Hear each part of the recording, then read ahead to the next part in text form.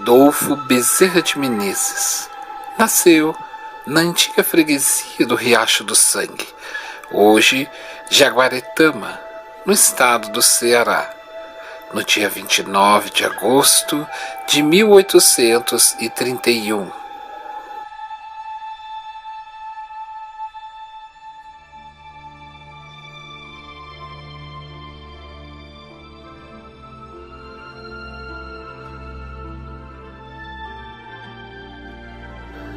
No ano de 1838, entrou para a escola pública da Vila do Frade, onde em 10 meses apenas habilitou-se nos limites do conhecimento que lhe fora transmitido pelo seu professor, que dirigia a primeira fase da sua educação.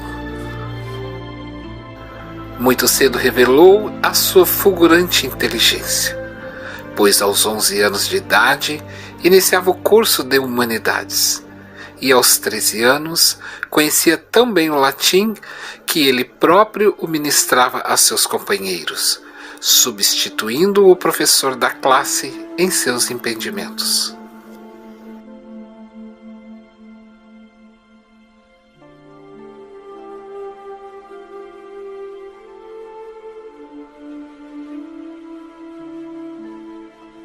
Animado do firme propósito de orientar-se pelo caráter íntegro de seu pai, agora jovem, Bezerra de Menezes, com minguada quantia que seus parentes lhe deram, e animado do propósito de sobrepujar todos os óbices, partiu para o Rio de Janeiro, a fim de seguir a carreira que sua vocação lhe inspirava, a medicina.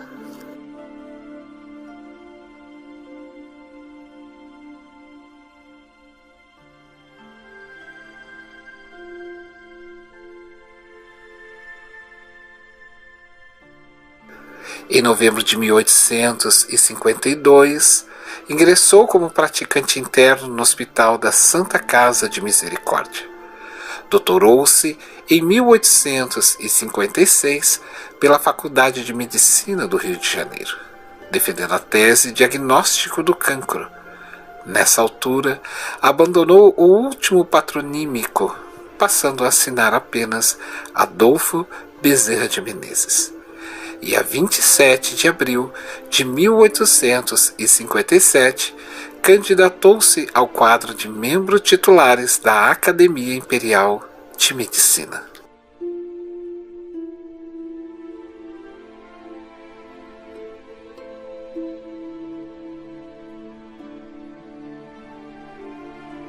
Em 1º de junho de 1858, candidatou-se a uma vaga de substituto na seção de cirurgia da Faculdade de Medicina, por intercessão do seu mestre, Manuel Feliciano Pereira de Carvalho, então cirurgião-mor do Exército.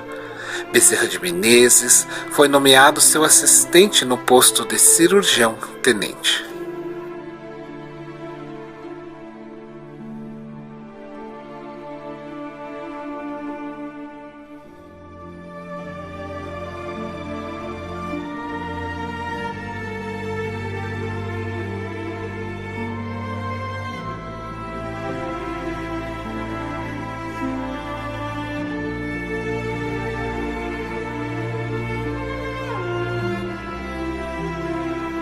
Quando político, levantaram-se contra eles, a exemplo dos que sucedem com todos os políticos honestos.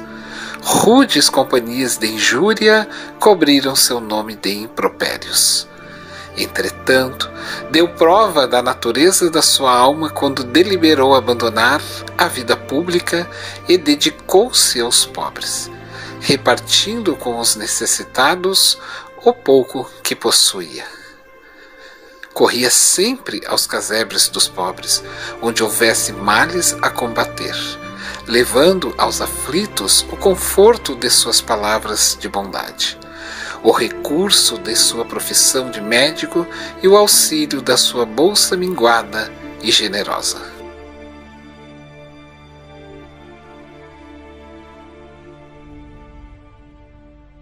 Dr. Carlos Travassos havia empreendido a primeira tradução das obras de Allan Kardec e levara a bom termo a versão portuguesa de O Livro dos Espíritos.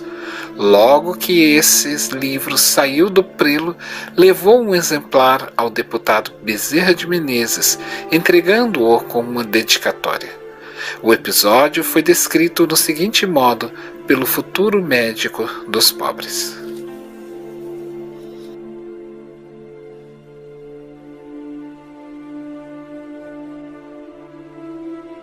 Eu morava na Tijuca, 1 hora de viagem de bonde. Embarquei com o livro e, como não tinha distração para a longa viagem, disse comigo mesmo: ora, não hei de ir para o inferno por ler isto.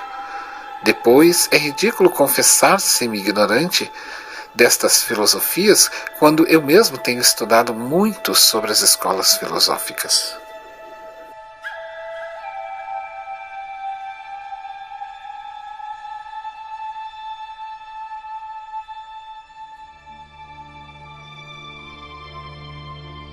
Pensando assim, abri o livro e prendi-me a ele, como acontecera com a Bíblia.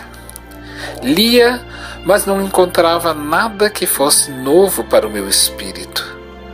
Entretanto, tudo aquilo não era novo para mim. Eu já tinha lido ou ouvido tudo o que se achava no Livro dos Espíritos. Preocupei-me seriamente com este fato maravilhoso e a mim mesmo dizia: parece que eu era espírito inconsciente, ou mesmo, como se diz vulgarmente, de nascença.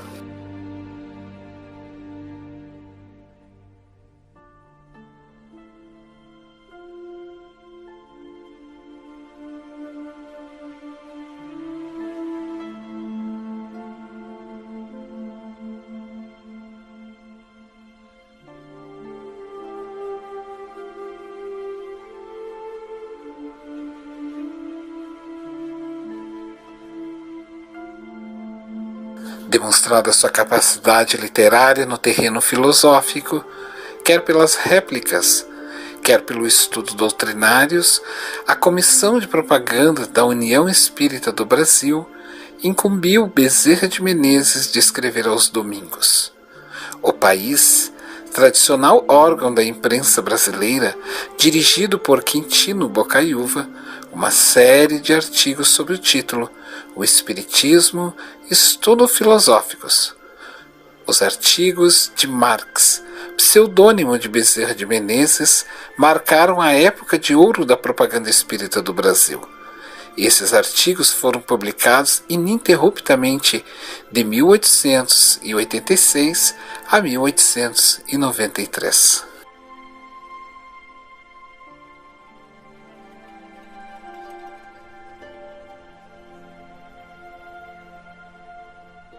Bezerra de Menezes tinha um encargo de médico como verdadeiro sacerdócio. Por isso dizia: o médico não tem o direito de terminar a sua refeição, nem de escolher a hora, nem de perguntar se é longe ou perto, quando um aflito qualquer lhe bate à porta.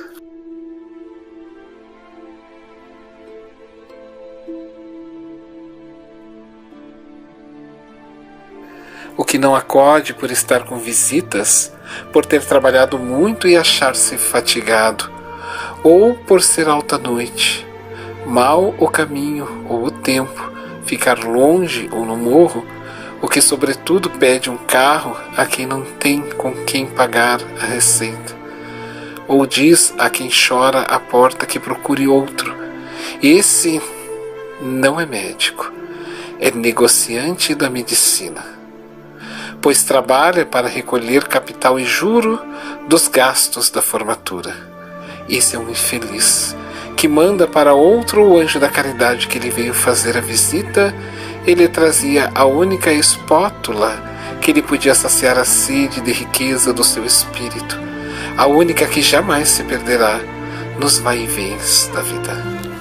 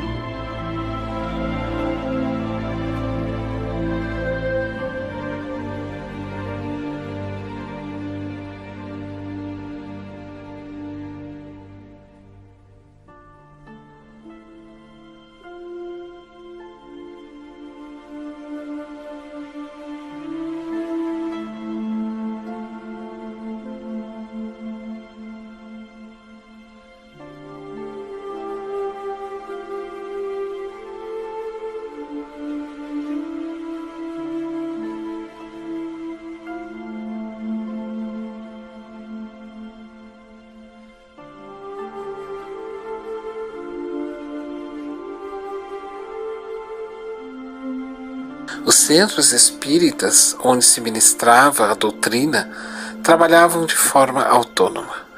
Cada um deles exercia as suas atividades em um determinado setor, despreocupado em conhecer as atividades dos demais. Esse estado de coisa levou-os à fundação da Federação Espírita Brasileira, a FEB.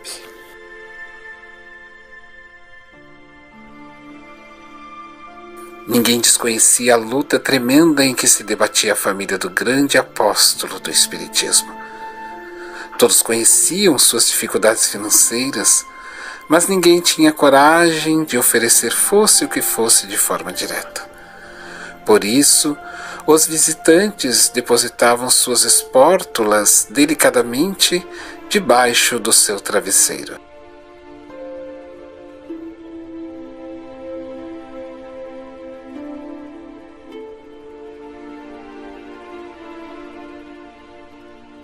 No dia seguinte, a pessoa que foi mudar as fronhas surpreendeu-se por ver a lidez de o tostão do pobre até as notas de 200 mil réis do abastado.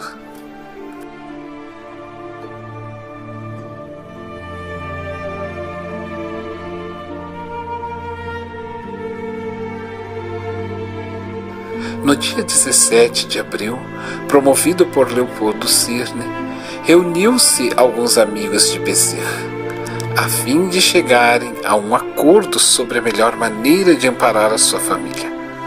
Tendo então sido formada uma comissão que funcionou sob a presidência de Quintino Bocaiúva, senador da República, para se promover espetáculos e concertos em benefício da família daquele que mereceu o cognome de Allan Kardec brasileiro.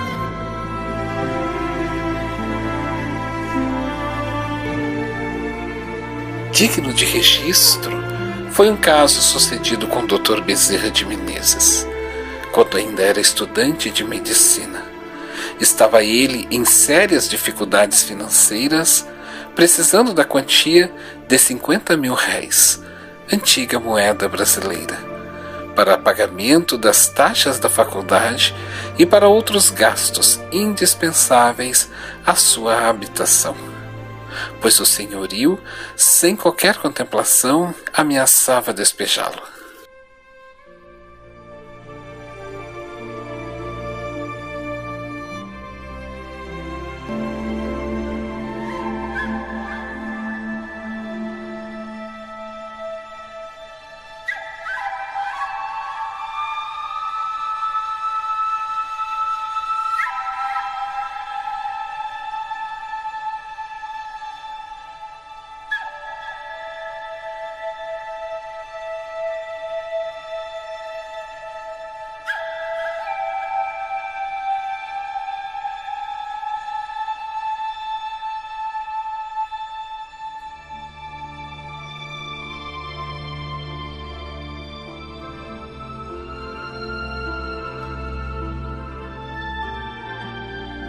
Desesperado, uma das raras vezes em sua vida, e como não fosse incrédulo, ergueu os olhos ao alto e apelou a Deus. Poucos dias após, bateram-lhe na porta. Era um moço simpático e de atitudes polidas, que pretendia tratar algumas aulas de matemática.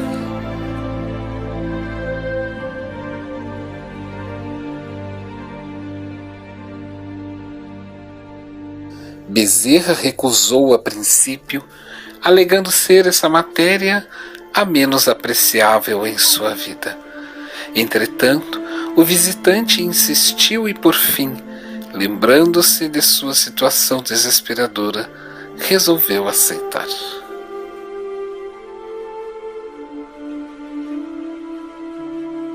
O moço pretextou então que poderia esbanjar a mesada recebida do pai. Pediu licença para efetuar o pagamento de todas as aulas adiantadamente. Após alguma relutância e convencido, cedeu. O moço entregou-lhe então a quantia de 50 mil réis.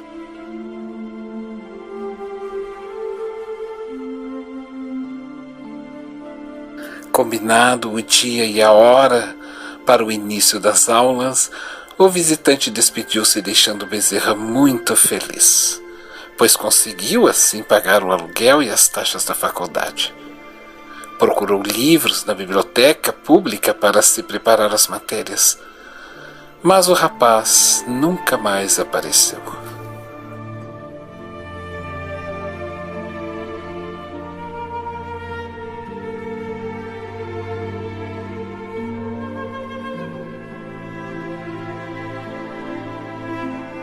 Corria sempre ao tugúrio dos pobres, onde houvesse o mal a combater, levando ao aflito o conforto de sua palavra de bondade, o recurso da ciência de médico e o auxílio de sua bolsa minguada e generosa.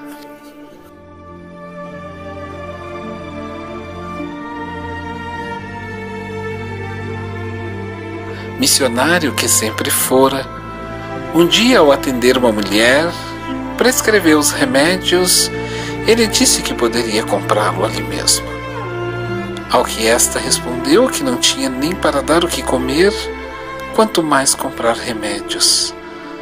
Bezerra procurou nos bolsos e nada encontrou. Olhou em volta e nada viu. Reparou então em seu anel de formatura e deu-o sem pestanejar para comprar medicamentos para o filho doente.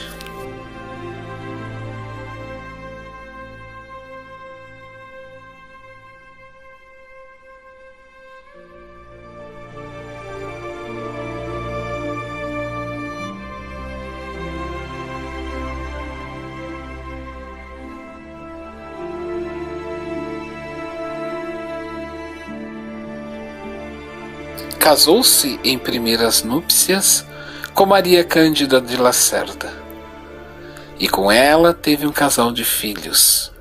A esposa veio a desencarnar 5 anos após o casamento, e depois de 2 anos de seu desencarne, Bezerra casa-se novamente com Cândida Augusta de Lacerda, irmã materna de sua mulher. Tiveram 5 filhos.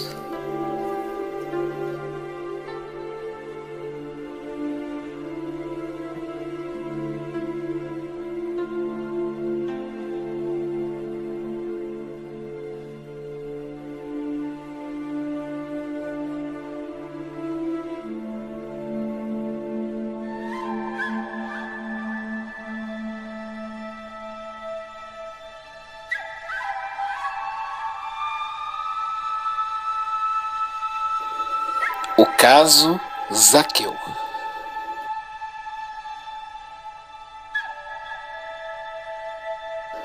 Foi por intermédio da mediunidade de Ivone Pereira que se soube ser Bezerra de Menezes a reencarnação de Zaqueu, o publicano aos tempos de Jesus.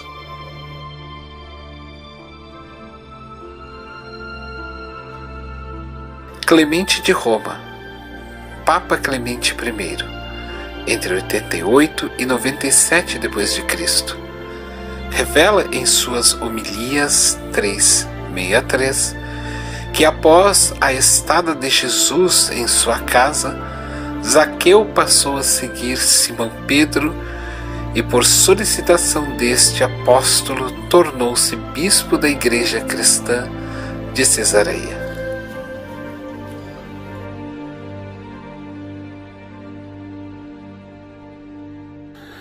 Constam que Zaqueu, alguns falam Matias, chefe dos publicanos, ao ouvir a voz do Senhor que tinha concedido hospedar-se em sua casa, disse: Senhor, eis que dou de esmola a metade dos meus bens, e se desfraudei alguém em alguma coisa, restituo-lhe o quádruplo. E o Senhor disse, por sua vez: Vindo hoje aqui, o Filho do Homem encontrou o que estava perdido.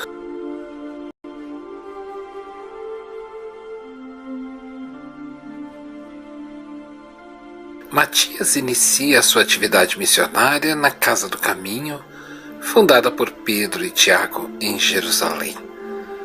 Só após transcorridos muitos anos depois da epopeia da cruz, é que terá sua própria casa de atividades em Cesareia e depois na Etiópia.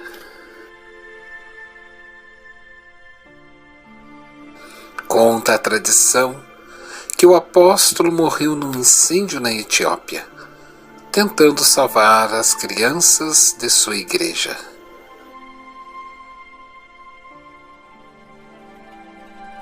No século III, temos as vidas triunfantes em Cristo de Quinto Varro e logo após Quinto Celso, duas encarnações sucessivas e imediatas do espírito Matias ou Bezerra de Menezes. Segundo diversas informações mediúnicas, ambas realizadas com o objetivo de regenerar a alma retardatária de Tassiano, filho espiritual do apóstolo. Esse drama foi registrado por Emmanuel pela psicografia de Chico Xavier na obra Ave Cristo.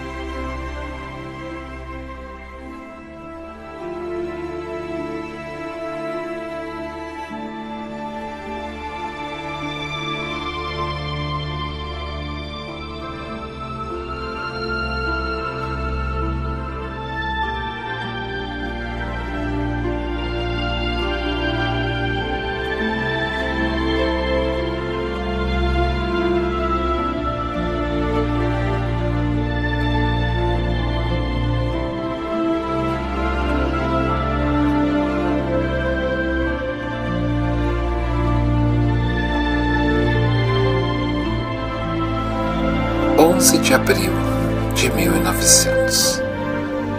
Desencarna Bezerra de Menezes. E uma peregrinação demandou sua residência a fim de prestar-lhe a última visita.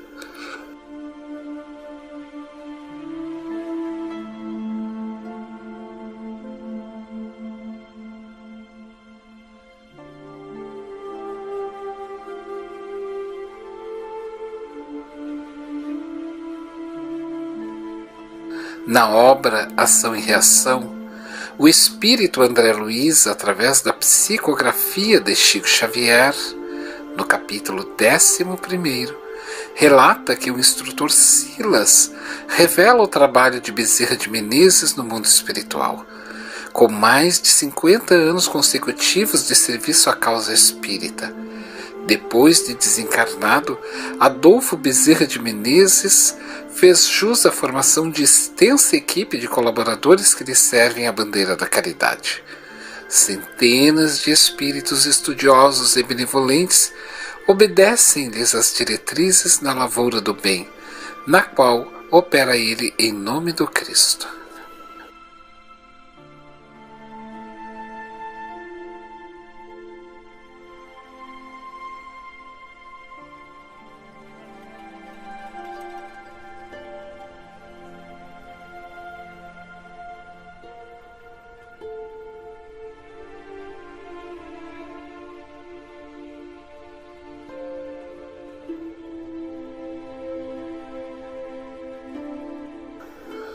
Dr. Bezerra de Menezes exemplificou em todos os lances da sua experiência na carne o desapego às coisas do mundo, aproveitando-se com sabedoria das coisas do mundo para servir ao próximo e nunca para ser servido.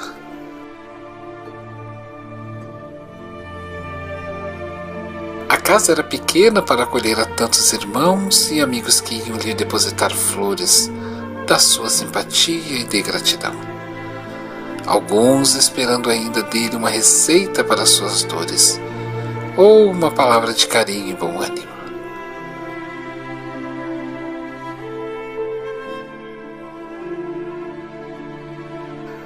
O médico dos pobres, escora de tantos sofredores e lenitivos dos fracos, agonizava, apagando-se lentamente como uma vela soprada pelas brisas mensageiras da morte.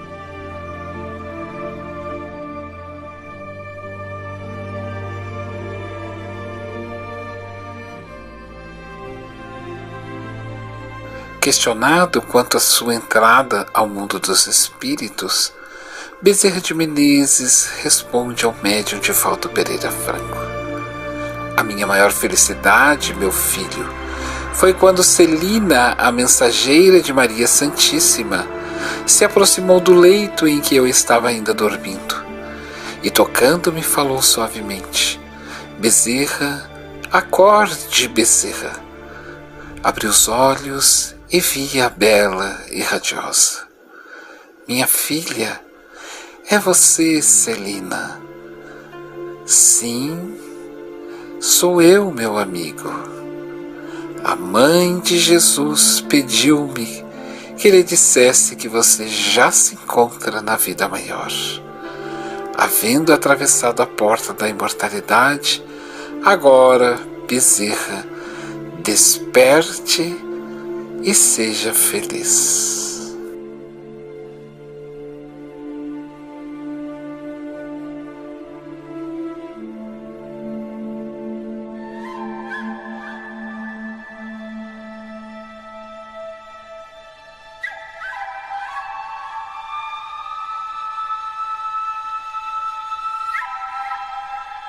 Chegaram os meus familiares, os companheiros queridos das hostes espíritas que me vinham saudar.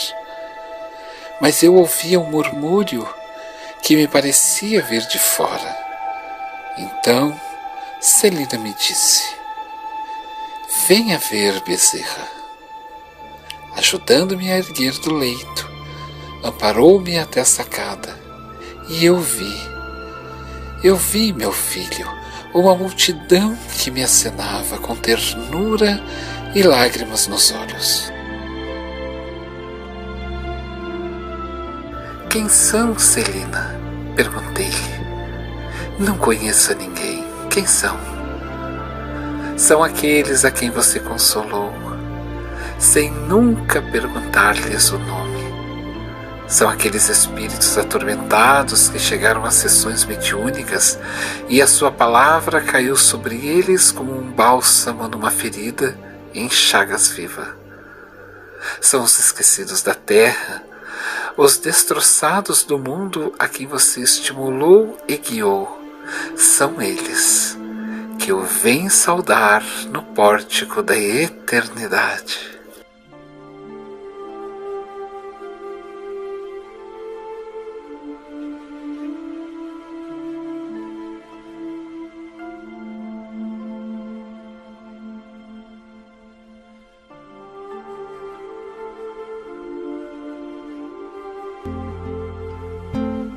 Meus filhos, é o zênite e o nadir das nossas especulações. Jamais tivemos tanta necessidade desse pastor querido, e jamais a humanidade apresentou tanto amor como nestes dias. O amor à natureza nas suas mais variadas expressões. Nesse amor à natureza, a tudo que em a natureza vibra e vive. Os nossos irmãos da escala zoológica, animais, os nossos inimigos, os nossos amigos e irmãos. Nunca houve tão bela e nobre consciência dos ditados de Jesus, porque nos não deixou órfãos, permitiu que as luminíferas estrelas caíssem dos céus sobre a terra na escuridão pós-Revolução Francesa, que estimularia o mundo às canções de liberdade pelas Américas, arrebentando os grilhões do colonialismo que a humanidade, de alguma forma, ainda impõe na sociedade carente. Em tempo algum, Jesus foi tão exaltado, tão combatido. E isso nos merece reflexão.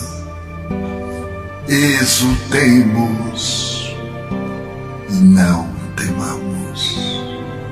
A morte não é o fim, é a grande libertadora da escravidão carnal. Não vos preocupeis demasiadamente com a presença pandêmica do vírus, cujo momento será mais tarde entendido nas suas razões, nas suas origens e no porquê chegou-nos agora, provocando pânico e dor. Vós, que conheceis Jesus, mantende o respeito às leis, buscando a precaução recomendada pelas autoridades sanitárias, mas não oculteis a mão socorrista aos padecentes. Não negueis a palavra libertadora aos que se preparam para enfrentar a imortalidade. Não saiais de onde fostes colocados numa inútil e enganosa tentativa de impedir a contaminação. Buscai a pureza íntima e, sobretudo, alimentai-vos da fé dinâmica, corajosa e gentil, amando a todos, evitando as paixões que dividem e as experiências que unem. Hoje, quiçá, mais do que nunca, Jesus precisa de vossas mãos. Falar pelos vossos lábios, sentir o calor da vossa compaixão e a misericórdia dos vossos sentimentos. O grande antídoto para todos os males é o amor responsável, é o amor dinâmico, é o amor que doa e não se preocupa em receber nem mesmo um sorriso do beneficiário. Não penseis que vos encontrarais a sós. Os céus enviam os seus embaixadores para que o intercâmbio entre encarnados e desencarnados se faça com muito mais facilidade. Tende cuidado para que as vossas ondas mentais sincronizem-se com as mentes que administram as vidas e evitai descer o vosso pensamento às páginas da agonia, onde se encontram as forças ultrajantes que estão produzindo as dores por necessidade da evolução do planeta. Ide, como Jesus disse aos 500 da Galileia, e pregai pelo exemplo, pela palavra iluminada e pelo exemplo de abnegação. As forças vivas do universo estão conosco, num doce intercâmbio convosco. Ide e amai, em nome dos espíritas, nós suplicamos ao Senhor que nos abençoe e nos guarde em paz. São os votos do servidor, humílimo e paternal Bezerra